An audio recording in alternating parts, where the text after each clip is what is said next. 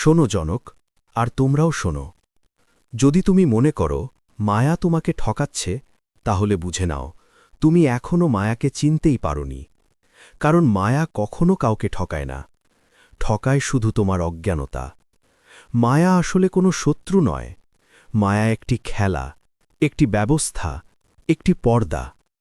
কিন্তু যে এই পর্দাকেই সত্য ভেবে বসে, সে জন্মে জন্মে লুটে যায়। অষ্টাবক্র বলেন, যে মায়ার সঙ্গে যুদ্ধ করে সে কখনো মুক্ত হতে পারে না, আর যে মায়া থেকে পালাতে চায় সেও তারই দাস হয়ে থাকে। মুক্তি কেবল তারই হয় যে মায়াকে বুঝে ফেলে, আর যেদিন বোঝা হয়ে যায় সেদিন মায়া নিজেই হেরে যায়। মায়া মানে এই সংসার নয়, এটা একটা বড় ভুল। সংসার শুধু দৃশ্য, মায়া হল সেই বিশ্বাস যা তোমাকে বোঝায় এই দৃশ্যটাই সত্য। মায়া তোমাকে বলে, তুমি এই শরীর, এই মন, এই নাম, এই পরিচয়। মায়া তোমাকে বিশ্বাস করায় তুমি অসম্পূর্ণ, তোমাকে কিছু পেতে হবে, কিছু হতে হবে, কোথাও পৌঁছতে হবে। আর যেই মুহূর্তে তুমি এটা মেনে নাও, সেই মুহূর্তেই তুমি ঠকে গেলে।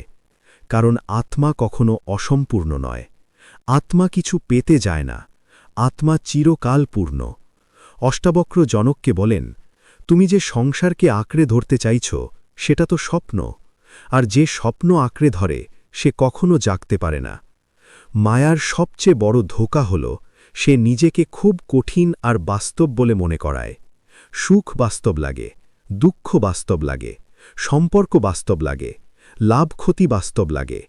কিন্তু যে দেখছে সে কখনো কঠিন নয়, সে স্থির, সে পরিবর্তনহীন, সেইটাই আত্মা। মায়াকে বোঝার প্রথম সূত্র, যা বদলাচ্ছে তুমি সেটা নও। শরীর বদলাচ্ছে, মন বদলাচ্ছে, ভাবনা বদলাচ্ছে। শৈশব গেছে, যৌবন এলো, যৌবন যাবে, বার্ধক্য আসবে। যদি তুমি এগুলো সব দেখতে পারো, তাহলে তুমি নিজেই প্রমাণ যে তুমি এগুলো নও। তবু তুমি এগুলোকেই নিজের সত্য ধরে নাও। এইটাই মায়ার জাল। মায়া তোমাকে ভয়ের মাধ্যমে বেঁধে রাখে, মৃত্যুর ভয়, ব্যর্থতার ভয়, একাকিত্বের ভয়, কিছু হারানোর ভয়। কিন্তু অষ্টাবক্র বলেন, যে ভয় পাচ্ছে সে মন, আত্মা কখনো ভয় পায় না, আত্মা শুধু দেখে। যখন তুমি ভয়কে দেখো, ভয় দুর্বল হয়ে যায়। কিন্তু যখন তুমি নিজেই ভয়ে পরিণত হও, তখন মায়া জিতে যায়। মায়া তোমাকে ইচ্ছার মাধ্যমে দাস বানায়। সংসারের ইচ্ছা হোক বা মোক্ষের ইচ্ছা, দুটোই বন্ধন। কারণ ইচ্ছার মানে আমি এখনো পূর্ণ নই, আর আত্মা কখনো অপূর্ণ নয়। অষ্টাবক্র স্পষ্ট বলেন, যতক্ষণ তোমার ভিতরে কিছু চাওয়া বাকি আছে, ততক্ষণ তুমি মায়ার রাজ্যেই আছো। যেদিন ভিতর থেকে অনুভব আসবে, আমার কিছুই চাই না, সেদিন মায়ার সব ব্যবসা বন্ধ হয়ে যাবে। মায়াকে ঠকানোর দ্বিতীয় সূত্র, সাক্ষী ভাব।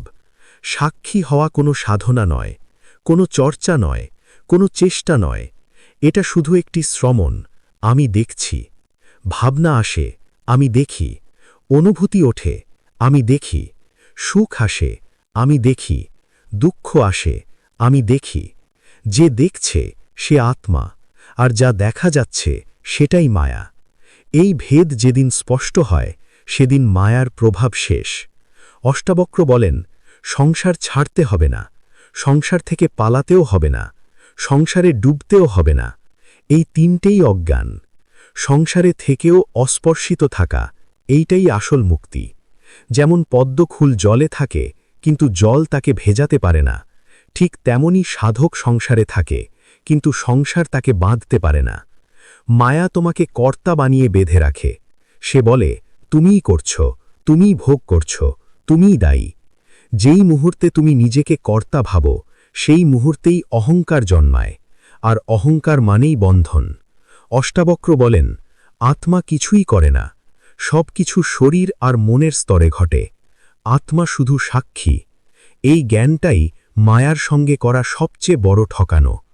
মায়া তোমাকে ভবিষ্যতের ফাঁদে ফেলে দেয়। সে বলে, আগামীকাল সুখ পাবে, আগামীকাল শান্তি পাবে, আগামীকাল মুক্তি পাবে, আর তুমি বর্তমান হারিয়ে ফেলো। কিন্তু আত্মা শুধু এখনই আছে। যে ভবিষ্যতে বাঁচে সে মায়ার দাস, যে এখন থেমে যায় সেই মুক্ত।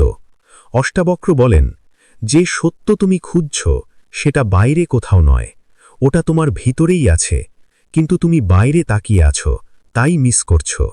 ভিতরে ফেরা, এইটাই ধ্যান। ধ্যান কিছু করা নয়, ধ্যান শুধু হওয়া। মায়াকে ঠকানোর সবচেয়ে গভীর সূত্র, কিছু হওয়ার ইচ্ছা ছেড়ে দাও। সাধক হওয়ারও নয়, জ্ঞানী হওয়ারও নয়, মুক্ত হওয়ারও নয়, কারণ হওয়া মানেই বন্ধন। আত্মা কিছু হয় না, সে শুধু থাকে। যেদিন আমাকে কিছু হতে হবে, এই ইচ্ছাটা ঝরে যাবে, সেদিনই আত্মা প্রকাশ পাবে। অষ্টাবক্র বলেন, মনে রেখো, মায়াকে হারানোর কোনো যুদ্ধ নেই, মায়াকে জেতার কোনো চেষ্টা নেই। মায়া শুধু অজ্ঞানের উপর বেঁচে থাকে। জ্ঞান এলে সে নিজেই মিলিয়ে যায়। যেমন অন্ধকার তাড়াতে হয় না, শুধু আলো জ্বালালেই হয়। চুপ থাকো, দেখো, কিছু করো না। এই কিছু না করা অলসতা নয়, এটাই সর্বোচ্চ সচেতনতা।